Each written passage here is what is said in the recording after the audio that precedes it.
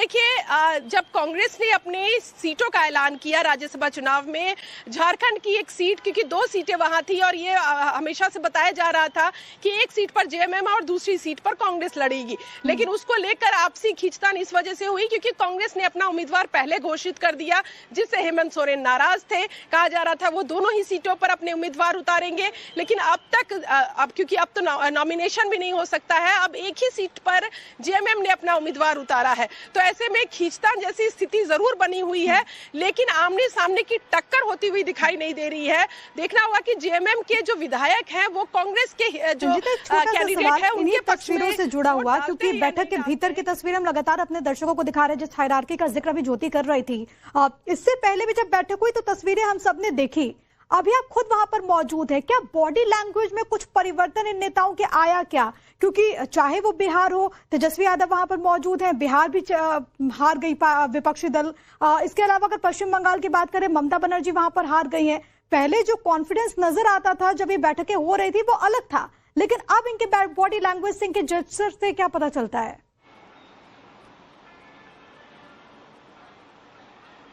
प्रिया, देखिए, निश्चित तौर पर हार और जीत जो है, भले ही राजनीतिक पार्टियां पब्लिक जो अपीयरेंस जब होती है तब वो कहते हैं कि लोकतंत्र में हार और जीत दोनों ही स्वीकार है, लेकिन जब बात सर्वाइविंग की हो, जब आपका राजनीतिक अस्तित्व खत्म हो और खतरे में हो, तो नेताओं के चेहरे पर और उनके बॉडी लैंग्वेज में वो भाव साफ तौर पर दिखता है। मैं 2-3 नेताओं का जिक्र करूंगी जिनको मैंने अभी अंदर जाते हुए देखा, जिसमें सबसे ज्यादा ममता बनर्जी, जमीनी नेता, और वो एग्रेसिव नेताओं में उनकी गिनती आती थी, क्योंकि कहा जाता था कि अगर सड़क से लेकर संसद तक या सरकार तक का जो सफर तय किया है वो ममता बनर्जी ने किया है। लेकिन आज जो उनका चेहरा था, उनके चेहरे पर जो भाव थे, जो उनका बॉडी लैंग्वेज था, कॉन्फिडेंस डाउन दिख रहा था, ना चेहरे पर मुस्कुराहट थी, ना किसी को ग्रीड करती हुई दिख रही थी, बल्कि अपने आगे कॉन्स्टिट्यूशन क्लब में आगे की तरफ बढ़ रही थी जहां बैठक हो रही है। दूसरा मैं जिक्र करूंगी केसी वेणुगोपाल, जो संगठन महासचिव है। आज तक जितनी भी इंडिया अलायंस की बैठक हुई है, मुझे केसी वेणुगोपाल कभी भी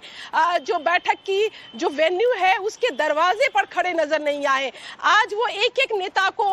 जो है अभिनंदन कर रहे थे, स्वागत कर रहे थे और उनको एक एक करके आगे लेकर जा रहे थे, उनको बता रहे थे कि किस कमरे में बैठक होनी है और उन्हें अब अपनी जगह ग्रहण करने के लिए कह रहे थे। तो ये भी कांग्रेस जो पोस्टरिंग कर रही है कि ये पूरा जो हम कह सकते हैं कि शक्ति प्रदर्शन है या फिर तमाम पार्टियों को एक साथ लाने की जो कोशिश है वो कांग्रेस पार्टी की है, कांग्रेस एक बड़े भाई की भूमिका में है, ये मुझे दिखा। तेजस्वी यादव के भाव को बहुत ज्यादा नहीं देख पाए, हालांकि क्योंकि बिहार चुनाव में हार और उसकी समीक्षा और उसके कई चीजें बाहर आ चुकी है। हाँ, ये कह सकते हैं कि अखिलेश यादव बहुत कॉन्फिडेंस में नजर आ रहे थे और कहीं ना कहीं उसको उत्तर प्रदेश चुनाव से भी जोड़कर देखा जा सकता है कि अब अगला ही जो परीक्षा है इस अलायंस की वो उत्तर प्रदेश है, सबसे बड़ा राज्य, और कहते हैं कि उत्तर प्रदेश की जो सत्ता है वो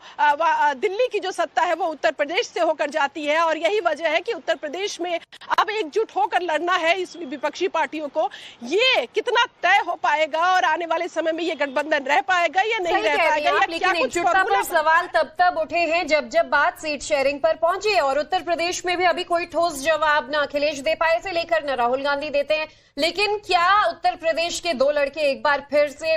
सरकार के खिलाफ लामबंद होंगे या नहीं, ये भी बड़ा सवाल है। अब चूंकि अलग अलग राज्यों की ये तस्वीर हम देख रहे हैं, उनके आज की तारीख में ये नेता ज्यादातर विपक्ष में बैठे हुए हैं, इनमें से किसी की सत्ता नहीं है। ये तस्वीरों को अगर आप देखें, उमर अब्दुल्ला को छोड़ दें तो शायद बाकी सारे विपक्ष वाले ही नेता है जो अपने अपने राज्य में सरकारों पर हमलावर रहे। रंजिता, टीएमसी का अपना मुद्दा होगा, वो वहां पर सभी विपक्षी दलों का समर्थन मांगेंगे बीजेपी सरकार के खिलाफ। बिहार में अलग रस्साकशी चल रही है, जो सिक्योरिटी ले ली गई राबड़ी देवी या लालू फैमिली की, उसे लेकर एक नाराजगी है। यूपी का मसला अलग, क्योंकि चुनाव सर पर है। ऐसे में ये नेता एकजुट होकर एक पॉलिटिकल एजेंडे पर आज चर्चा कर पाएंगे या सब अपने अलग अलग मुद्दों पर रहेंगे?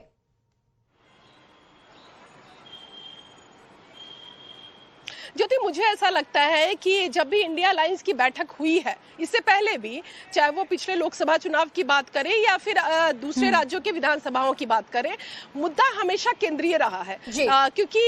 जैसा बताया गया केसी वेणुगोपाल की तरफ से या जयराम रमेश ने जो एक्स पर पोस्ट लिखा या कुछ नेताओं से जो हमारी बातचीत हो पाई है, सीधे तौर पर मुद्दा केंद्र सरकार है, निशाना प्रधानमंत्री नरेंद्र मोदी है, और वो तमाम मुद्दे जिस पर अभी सरकार घिरी हुई है, नीट पेपर लीक मामला जिस पर सरकार की फजीहत मेहनत हो रही है राजनीतिक तौर पर इस मुद्दे को लगातार। लेकिन अभी भी गांठें बहुत है, गांठों को कैसे खोलते हैं विपक्षी दल वो देखना बहुत दिलचस्प होगा। बहुत शुक्रिया रंजीता आपका तमाम बातचीत और जानकारी हम तक पहुंचाने के लिए।